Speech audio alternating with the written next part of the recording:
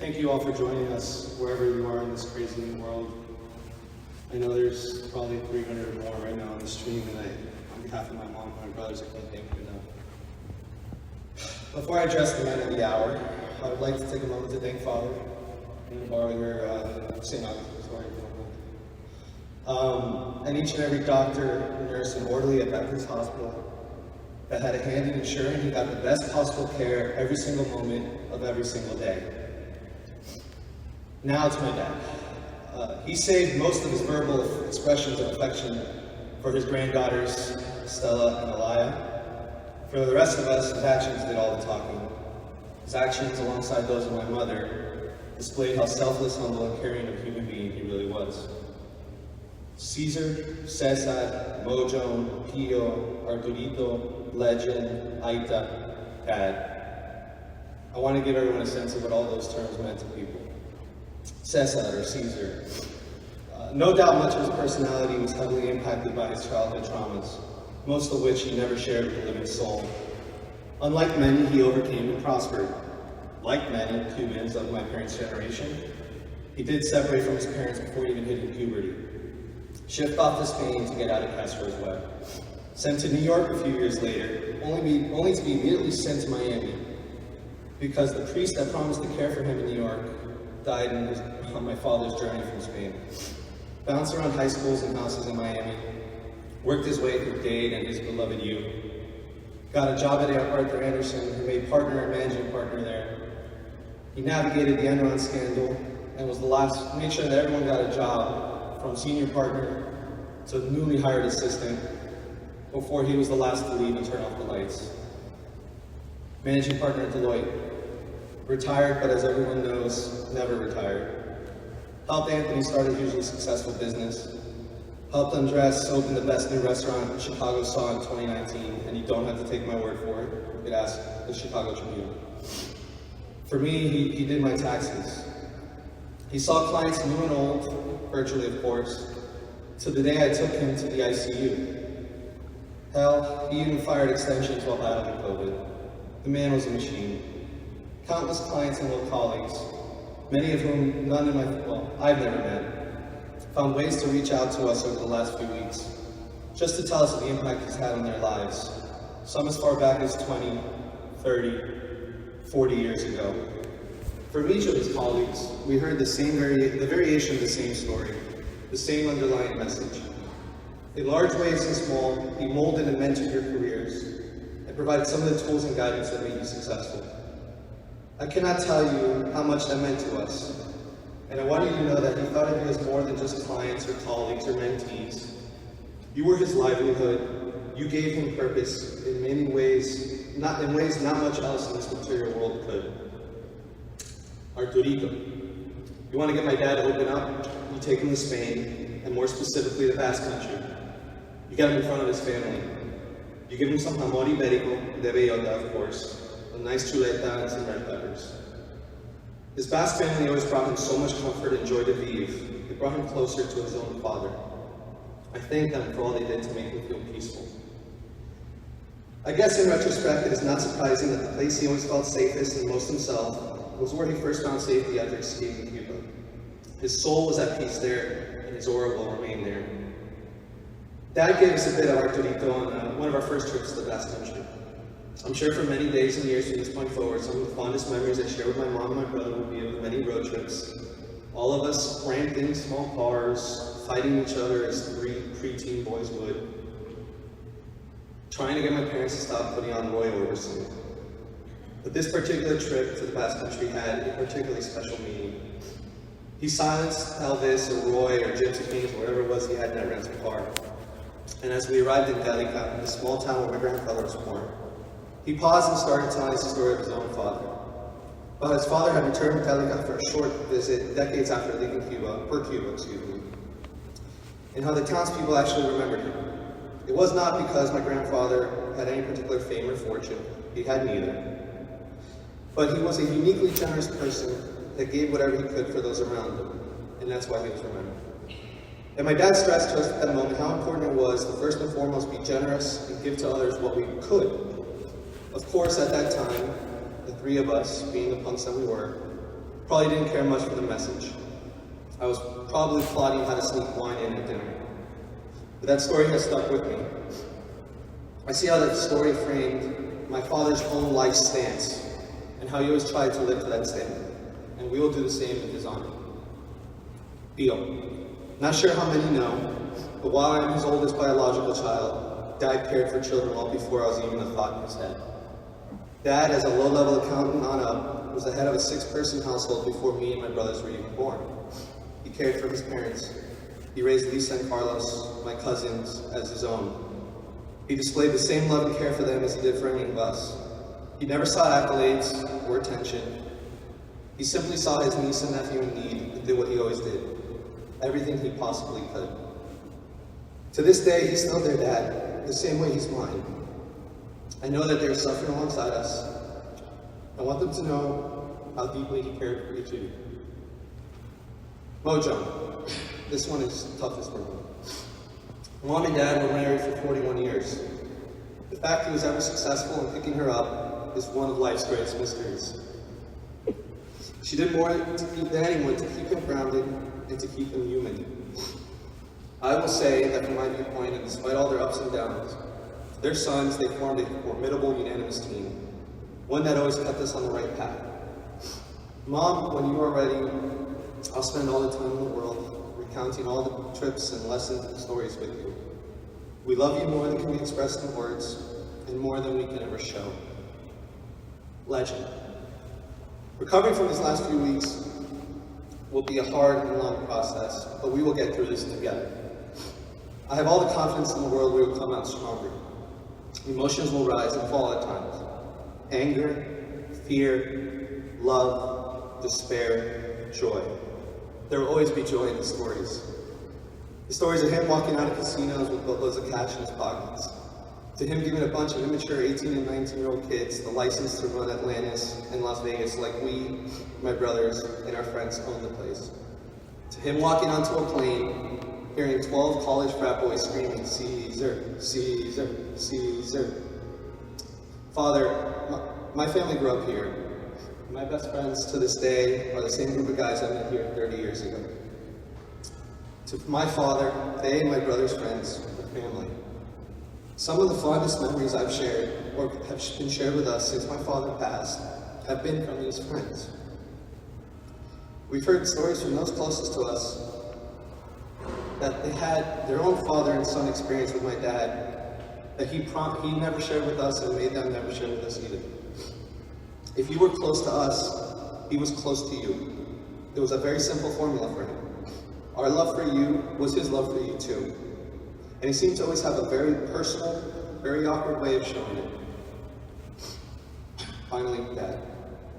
Dad, since we could not be bedside with you given the virus, or give you a proper goodbye, I think you deserve one now. I know you're here with us today. This day, unfortunately, always had to come. I want you to know that we will be okay. Mom will be okay. You don't have to worry about us. Yes, we always miss your counsel, solicited, and oftentimes unsolicited. Yes, me and the boys are going to have to figure out who the first call is going to be at any time we have an issue or important life event to overcome. Your granddaughters won't hear you laugh or immensely enjoy having you chase them around the house anymore. But we want you to know that we've done it, that your boys are good, they're successful. They've managed to find women that love them and support them. They have families, they are happy, they are fulfilled, and they have each other. My favorite play is Hamilton. Dad knew it, I wouldn't shut up about it. At the end of Hamilton, Alexander wonders aloud, legacy. What is a legacy? It's planting seeds in a garden you never get to see. Legacy. What is your legacy? Your legacy is living and breathing. We are the physical manifestation of what you and Mom have given us and what you have shown us. We will no doubt face adversity again. We will certainly achieve greater things again. You won't be our first call anymore. Take comfort in knowing what you've given us no one can take away. Your counsel, your guidance, your love will always be with us. Unlike Hamilton, you did not have to wait to see your seeds grow. Take comfort in us. We hope you are proud. We'll live the remainder of our days living your legacy. Dad, I'd like to address everyone watching, and the boys, mom, and our wives. All boys grow up believing their dads are heroes. Most of us in reality are not. We are human. We sin. We have demons. Some of us face addiction. Other of us have difficulty dealing with ugly emotions. All of us have our own crosses to bear, so to speak. My dad was no different. And despite all the traumas and issues we knew he faced on the road, I've come to the realization that that's okay. We don't need our dads to be Superman. We need fathers to do the best they can with the hands they are dealt. We need fathers that accept the good with the bad, that point to the bad and say, I know this is bad, but I'm working on it. Because I love you, and I know my pain is your pain, and my love is your love. We need fathers that don't just say I love you, but look at your children as the crowning achievement of a job well done, as the pride of their lives, whether they say it or not. It comes to this point where you're gone, and he's gone. I've spent all this time over the last few weeks writing his ICU roller coaster, and boy, was that a roller coaster. Realizing that despite my dad's loneliness and inability to verbalize his emotion, that his life was well-lived, significant, meaningful, full, loving. It was loving. I'll take those loving manifestations of love, living manifestations of love any day, and I'll miss them. And I'll spend the rest of my life trying to emulate his example by living and performing acts of love. There is no only way. You only get one dad. I'm glad I got one that showed me what it is to be human, what it is to err, what it is to lose battles, how to hurt, but most importantly, how to love unconditionally.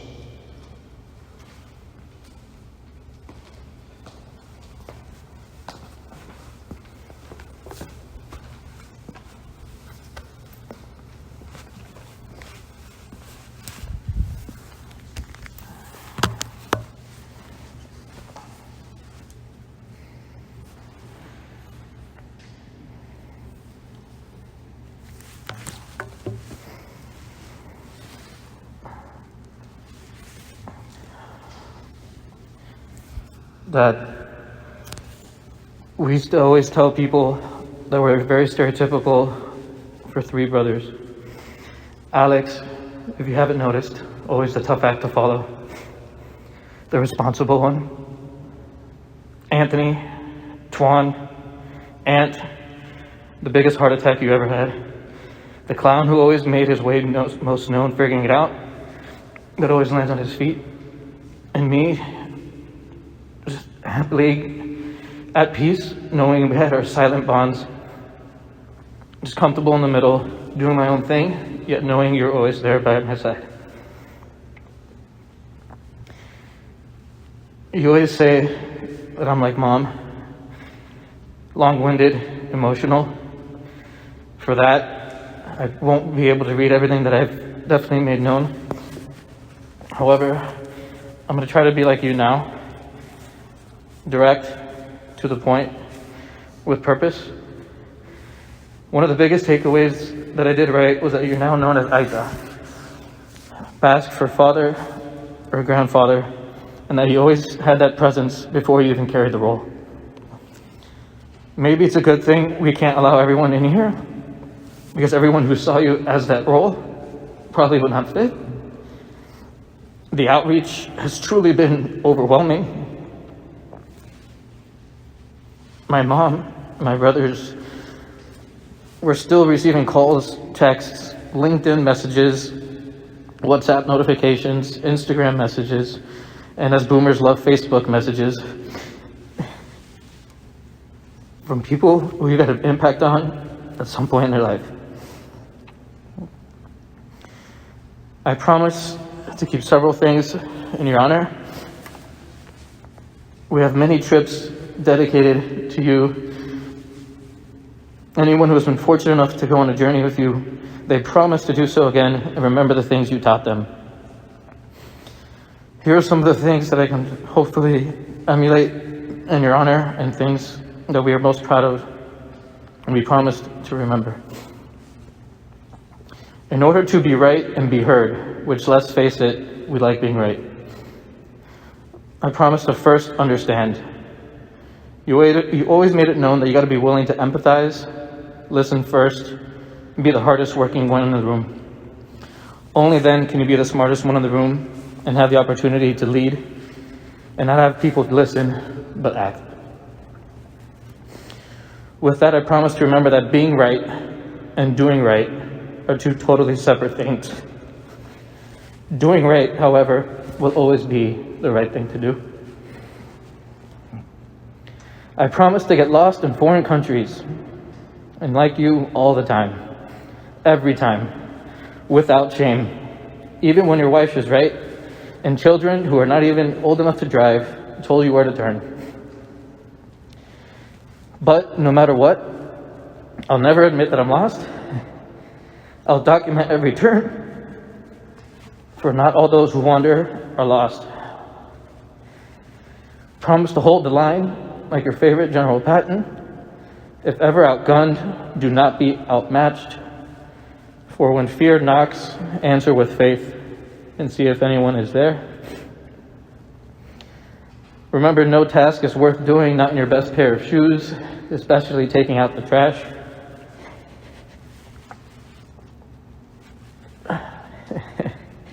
Promise to remain a gentleman and always have the humor and decency to ask to pull my finger before breaking wind.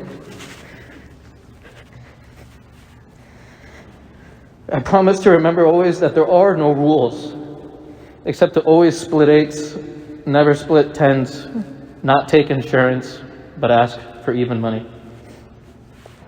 Promise to play the fichas we've got and have been dealt, not with what we wish we had. And whatever you do, protect salida, and look out for your partner. In order to win the game, be ready and willing to sacrifice a few pawns. Remember that risk and change are necessary. To fall stagnant is to fall behind, to embrace change. That being said, describing the games you've loved, remember, life, it is just a game. The point of a game is to have a good time. I promise to keep up the good times. You made it seem so cool, no matter what it was, even being a CPA. I didn't know what it meant, but wanted to build the skills and try it out. Yet you always joyfully cautioned it can take you many ways, that there isn't one way, even if I wanted it to be your way. It took me a long time to realize that. I'm stubborn like you, and I'm sorry. I didn't follow your career path, but that doesn't mean I wasn't or couldn't do it like you. I just needed to find a different path. I've literally heard you tell someone to stop kissing your butt if you're to be happy, to make sure that I was happy. Like you, I'm happiest when I'm making sure that those I care about are taken care of. That's what you and Mom always tried and will continue to do. I took your advice and remembered there are no rules. I never sat for the CPA exams like you wanted me to. However, my career is now keeping up the good times and making sure others are taken care of. And I know you're more proud of that than anything I could have done. In short, Alex, Anthony, and I have gone down our own paths. And we know maybe Anthony more than anyone. I'll always keep an eye out for him. We're going down our own paths with strong women by our sides, because that's what you did. And we know we always have to thank you for not only helping us find our paths, but creating them. Remember that as going through life, I promise to understand that it builds strength and character, especially the challenging times. Gray hairs are a sign of life. Dad, you had a lot of gray hair, but you made it look good. And lastly, I promise to keep all of these promises and things that I remember together, if needed, to apply plenty of Scotch tape, duct tape, and super glue liberally. I wrote this before yesterday, and I do have to add, in trying to clean up, I spent half an hour yesterday underneath your desk removing duct tape, and Alex and I cannot stop laughing because even as I write this, we know we're going to have to keep things together in the crazy ways that you did. We promise to protect. We love you. Thank you.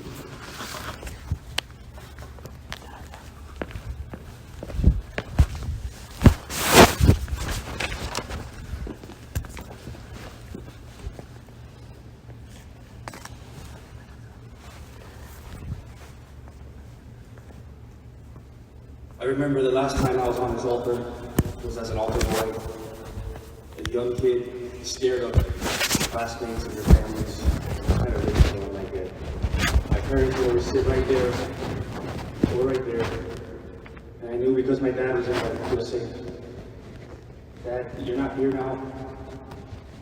In body, you're here, and so I know you're here with us.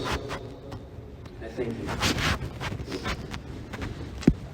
If you enter my dad's office on your way, one of the first things you'll notice is his quote, "The main thing is to keep the main thing the main thing." I'd like to say a few words on how well my father accomplished this by leaving a legacy that will always live on through us. The story that's often said about immigrants is how they come into this country and work so hard that their next generation can live a better life than they have. That's the good old American dream. Well, I don't know if my father got that memo because he chased his American dream so hard. He was able to achieve success in this country that multi-generational Americans could only dream of. To my father, the personal experience of fleeing Cuba and losing his childhood at a very young age meant that every experience he could give us was a growing up moment. He was incredibly devoted to preparing us for success, no matter the circumstances. I'll share a few stories.